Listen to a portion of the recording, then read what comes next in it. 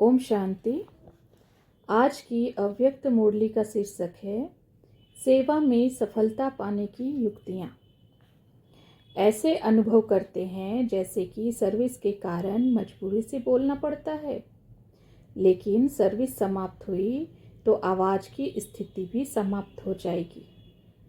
यह जो आजकल की सर्विस कर रहे हो उसमें विशेषता क्या चाहिए?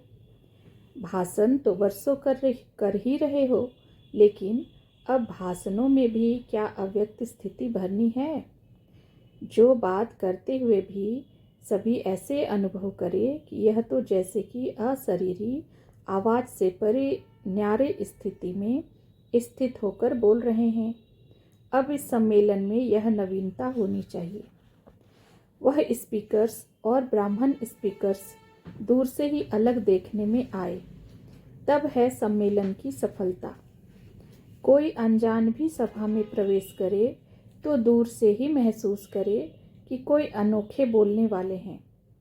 सिर्फ वाणी का जो बल है वह तो कनरस तक रह जाता है, लेकिन अव्यक्त स्थिति में स्थित होकर जो बोलना होता है वह सिर्फ कनरस नहीं, लेकिन मनरस भी होगा। कनरस सुनाने वाले तो बहुत हैं, लेकिन मनरस देने वाला अब तक दुनिया में कोई नहीं है। बाप तो तुम बच्चों के सामने प्रत्यक्ष हुआ, लेकिन तुम बच्चों को फिर बाहर प्रत्यक्ष होना है।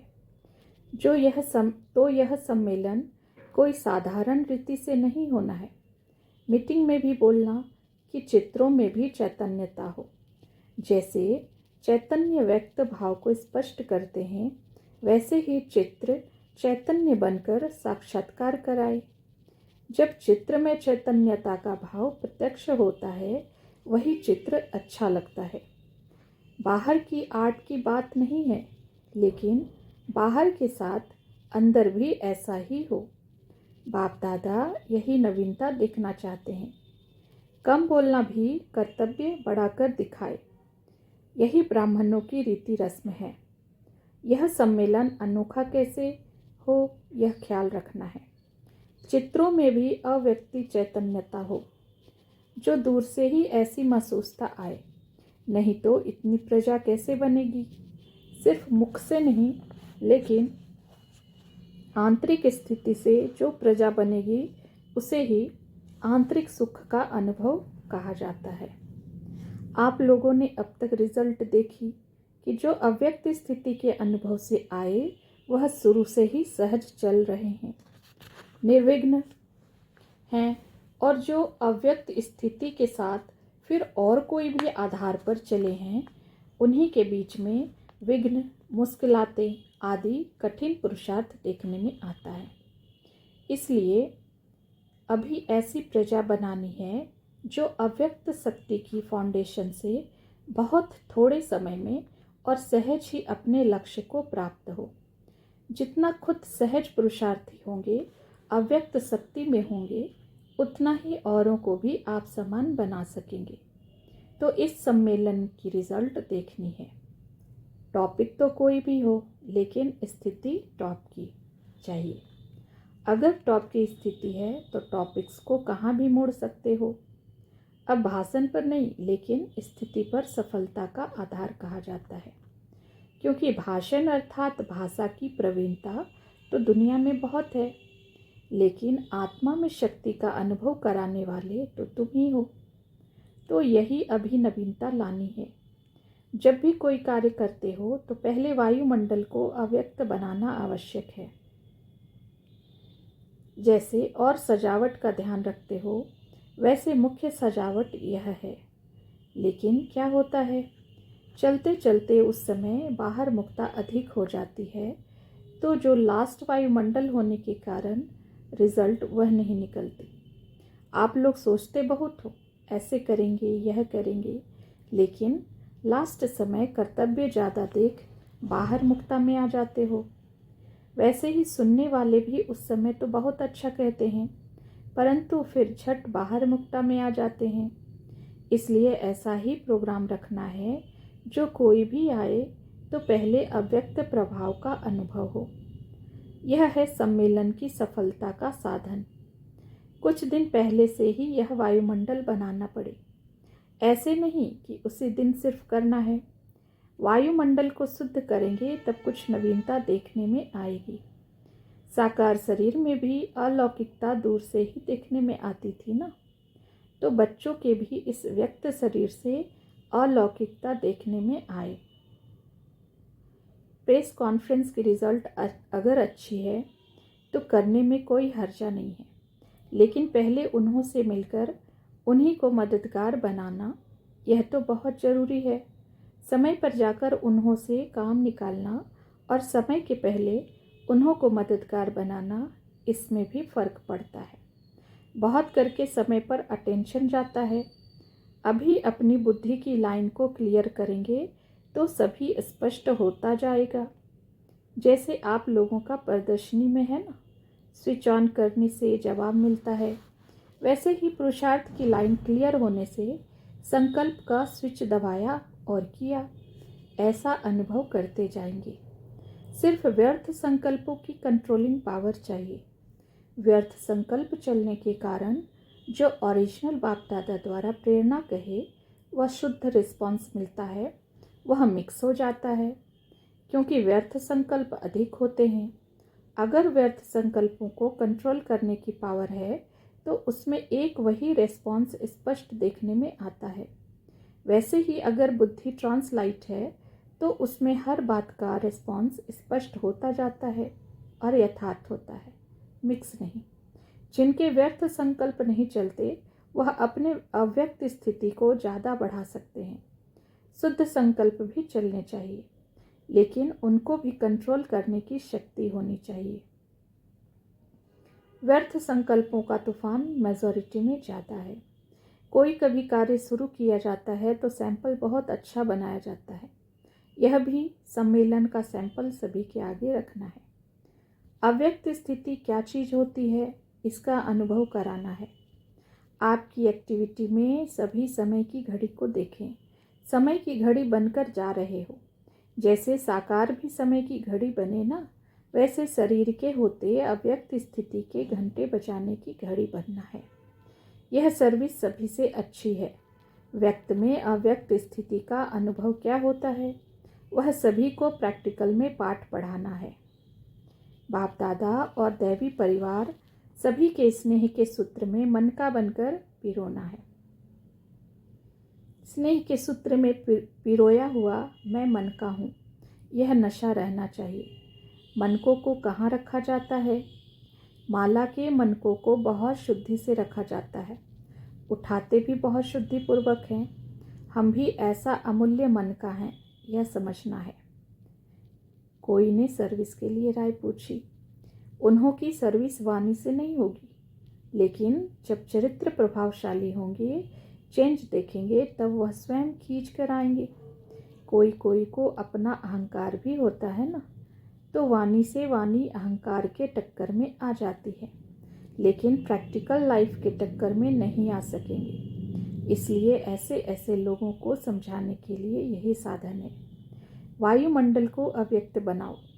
जो भी सेवा केंद्र हैं उन्हों के वायुमंडल को आकर्षण में बनाना चाहिए, जो उन्हों को अव्यक्त वतन देखने में आए। कोई भी दूर से महसूस करे कि यह इस घर के बीच में कोई चिराग है। चिराग दूर से ही रोशनी देता है, अपने तरफ आकर्षित करता है, तो चिराग माफिक चमकता हुआ नजर आए तब है सफलता। अव्यक्त भट्टी में आकर के अव्यक्त स्थिति का अनुभव होता है।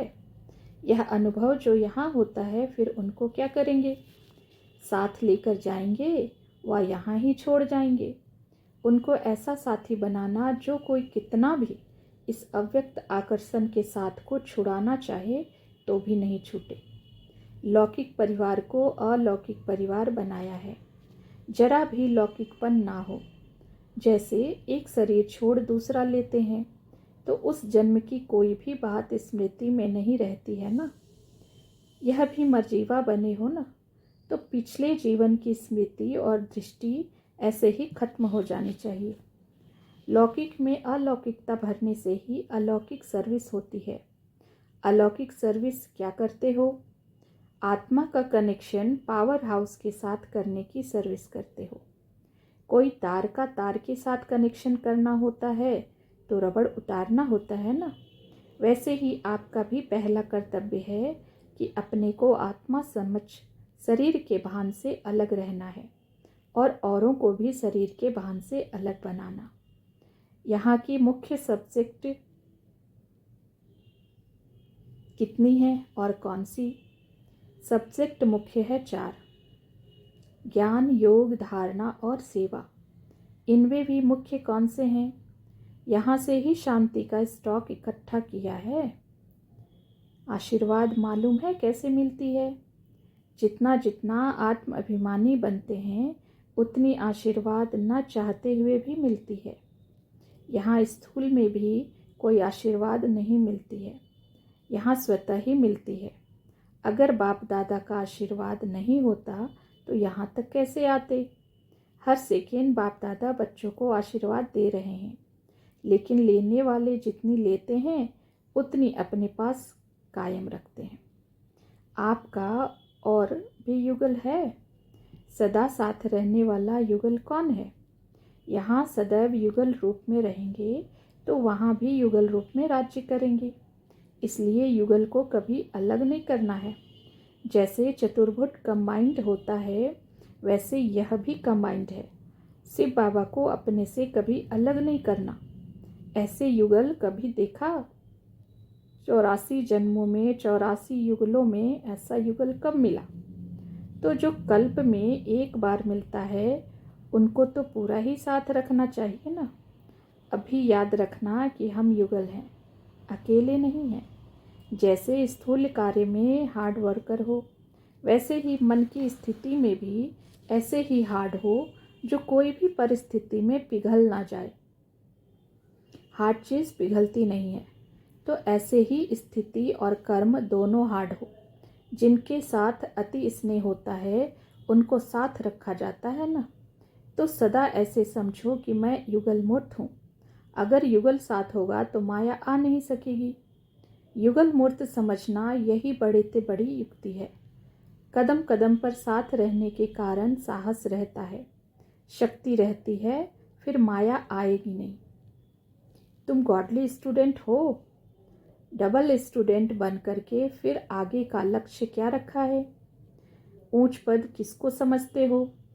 लक्ष्मी नारायण बनेंगे?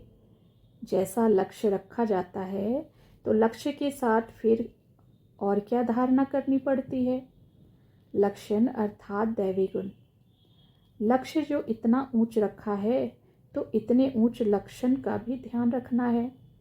छोटी कुमारी बहुत बड़ा कार्य कर सकती है। अपनी प्रैक्टिकल स्थिति में स्थित हो किसको बैठ सुनाए तो उनका असर बड़ों से भी अधिक हो सकता है। सदैव लक्ष्य यही रखना है कि मुझ छोटी को कर्तव्य बहुत बड़ा करके दिखाना है। देह भल छोटी है लेकिन आत्मा की शक्ति बड़ी है। जो जास्ती पुरुषार्थ करने की इच्छा रखते हैं उनको मदद भी मिलती है। सिर्फ अपनी इच्छा को दृढ़ रखना तो मदद भी दृढ़ मिलेगी। कितना भी कोई हिलाए लेकिन यह संकल्प पक्का रखना। संकल्प पक्का होगा तो फिर सृष्टि भी ऐसी बनेगी। भल जिस्मानी सर्विस भी करते रहो। जिस्मानी सर्विस भी एक साधन है, इसी साधन से सर्विस कर सकते हो। ऐसे ही समझो कि इस सर्विस के संबंध में जो भी आत्माएं आती हैं उनको संदेश देने का यह साधन है। सर्विस में तो कई आत्माएं कनेक्शन में आती हैं। जैसे यहाँ जो आए उन्हीं को भी सर्विस के लिए संबंधियों के पास भेजा ना। ऐसे ही समझो कि सर्विस के लिए यह स्थूल सर्विस कर रहे हैं तो फिर मन भी उसमें लगेगा और कमाई भी होगी। लौकिक को भी अलौकिक समझ करो, फिर कोई और वातावरण में नहीं आएंगे। जैसे जैसे अव्यक्त स्थिति होती जाएगी वैसे बोलना भी कम होता जाएगा। कम बोलने से ज़्यादा लाभ होगा। फिर इस योग की शक्ति से सर्विस करेंगे। योग बल और ज्ञान बल दोनों इकट्ठा होता है। अभी ज्ञान बल से सर्विस हो रही है, योग बल गुप्त है। लेकिन जितना योग बल और ज्ञान बल दोनों समानता में लाएंगे उतनी उतनी सफलता होगी। सारे दिन में चेक करो कि योग बल कितना रहा, ज्ञान बल कितना रहा, फिर मालूम पड़ जाएगा कि अंतर कितना है। सर्विस में बिजी हो जाएंगे तो फिर विघ्न आदि भी टल जाएंगे। दृढ़ निश्चय के आगे कोई रुकावट नहीं आ सकती। ठीक चल रहे हैं। अथक और एक रस दोनों ही गुण है। सदैव फॉलो फादर करना है। जैसे साकार रूप में भी अथक और एक रस एग्जाम्पल बनकर दिखाया, वैसे ही औरों के प्रति एग्जाम्पल बनना है। यही सर्विस है। समय भल ना भी मिले सर्विस का, लेकिन चरित्र भी सर्विस दिखला सकता है। चरित्र से भी सर्विस होती है, सिर्फ वाणी से नहीं होती। आपके चरित्र उस विचित्र बाप की याद दिलाए, यह तो सहज सर्विस है ना। जैसे कई लोग अपने गुरु का व स्त्री अपने पति का फोटो लॉकेट में लगा देती है ना, यह एक स्नेह की निशानी है। तो तुम्हारा यह मस्तक जो है, यह भी उस विचित्र का चरित्र दिखलाए, यह नयन उस विचित्र का चित्र दिखाए। ऐसा अविनाशी लॉकेट पहन लेना है। अपनी स्मृति भी रहेगी और सर्विस भी होगी। मधुबन में आकर मुख्य कर्तव्य क्या किया? जैसे कोई खान पर जाते हैं तो खान के पास जाकर क्या किया जाता है? खान से जितना ले सकते हैं उतना लिया जाता है, सिर्फ थोड़ा सा नहीं। वैसे ही मधुबन है सर्व प्राप्तियों की खान। तो आप खान पर आए हो ना, बाकी सेवा केंद्र है इस खान की ब्रांचेस। खान पर जाने से ख्याल रखा जाता है जितना ले सके, तो यहाँ भी जितना ले सको ले सकते हो। यहाँ की एक एक वस्तु, एक एक ब्राह्मण आत्मा बहुत कुछ शिक्षा और शक्ति देने वाली है। बाप दादा यही चाहते हैं कि जो भी आते हैं वह थोड़ा बहुत नहीं लेकिन सभी कुछ ले लेवे। बाप दादा का बच्चों में स्नेह है तो एक एक को संपन्न बनाना चाहते हैं। जितना यहाँ लेने में संपन्न बनेंगे उतना ही भविष्य में राज्य पाने के संपन्न होंगे। इसलिए एक सेकंड भी इन अमूल्य दिनों को ऐसे नहीं गंवाना। एक एक सेकंड में पद्मों की कमाई कर सकते हो। पद्म सौभाग्यशाली तो हो जो इस भूमि पर पहुंच गए हो, लेकिन इस पद्म भाग्य को सदा कायम रखने के लिए पुरुषार्थ सदैव संपूर्णता का रखना। जैसा बीज होता है वैसा फल निकलता है। तो आप लोग जैसे बीज हो, नींव जितनी खुद मजबूत होगी उतना ही इमारत भी पक्का होगा। इसलिए सदैव समझना चाहिए कि हम नींव हैं, हमारे ऊपर सारी बिल्डिंग का आधार है।